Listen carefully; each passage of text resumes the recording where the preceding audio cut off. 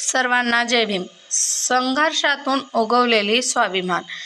संघर्षातून उगवलेला स्वाभिमान म्हणजे डॉक्टर बाबासाहेब आंबेडकर.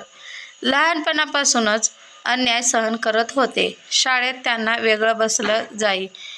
पाणीही कोणी हात लावू देत नसे. तहान लागली तरी तासनतास वाट पाहावी लागे. त्या लहान मुलाच्या मनात तेव्हा एकच प्रश्न होता, मी माणूस नाही का? मोठे झाल्यावर त्यांनी ठरवलं की हा अन्याय संपवायचाच. महाड येथील चवदार तळे येथे त्यांनी हजारो लोकांसह सत्याग्रह केला. विरोधकांना अपमान केला, दगडफेक केली, धमक्या दिल्या, पण बाबासाहेब शांत आणि ठाम राहिले.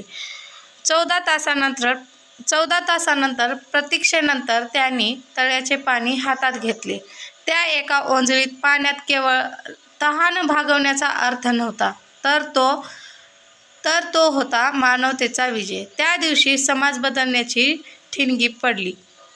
बाबासाहेबांनी शिकवले, हक्क मागायचा नसतो, तो मिळवायचा असतो. जय भीम.